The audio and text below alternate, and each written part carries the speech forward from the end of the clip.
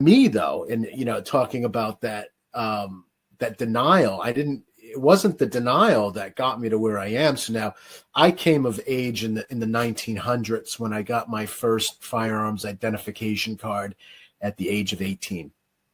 And so in New Jersey, naturally, it's not until you're 21 until you'd be exposed to handguns and whatnot. So when I turned 21, I did go down to my police station in Middletown, New Jersey, which is, as a crow flies, only a couple of miles away from where Governor Phil Murphy, our governor right now, is our rights, where he lives on right off of Navesink River Road, I believe. And it's in Middletown, New Jersey.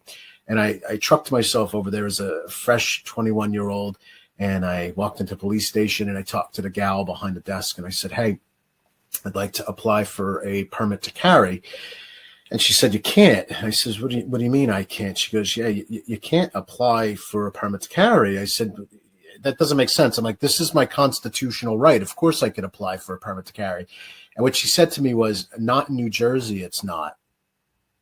And then I was like, well, you know what? Give me the paperwork. I'm taking the paperwork. I know you have paperwork.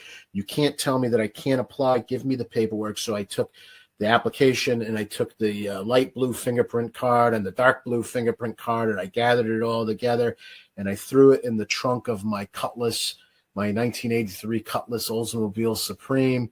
And that's where the paperwork stayed until I got a Ford Taurus. I never did anything with it because I was like, clearly this is going nowhere. But it stuck with me. And that mentality, that oppressive, not in New Jersey, it's not your right, stuck with me. And that's kind of helped morph me into what I am today, and this is many, many, many moons later, and I do have finally a permit to carry in the state of New Jersey. And it's not like I did that, the whole Second Amendment movement did that. But this was something that I was advocating and fighting for, for a good portion of my adult life. Oh man, what a similar story. I had almost an identical, almost a carbon copy experience when I went to the sheriff. She was a nice lady at the front counter. I mean, I'm not upset with her, but she said straight up, she's like, you don't need to apply. He won't approve it. And I said, yeah, but I want to apply. She's like, you don't need to. He doesn't issue permits. So I left. And then this, of course, the 5th or 6th year, whatever it was, I said, I'm filling this paperwork out. She's like, you don't need to. He won't issue you a permit. I'm like, you can't deny me the ability to turn this to apply. I said an illegal alien could walk in here. Somebody that was parachuted in from Russia could walk in here and turn in the application. Now you don't have to do much with it, but at least they could turn it in. And she said no.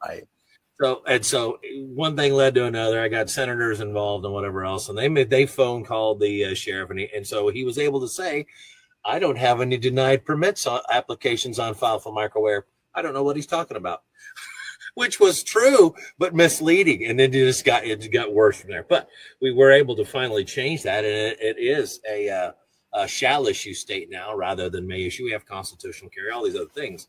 But it was, I don't know, man. John, I think it's safe to say I was motivated by characterizing this as butthurt. I was really upset. And I just couldn't figure out why. These are fundamental. These are basic human rights. These are civil rights, man. These things are inalienable.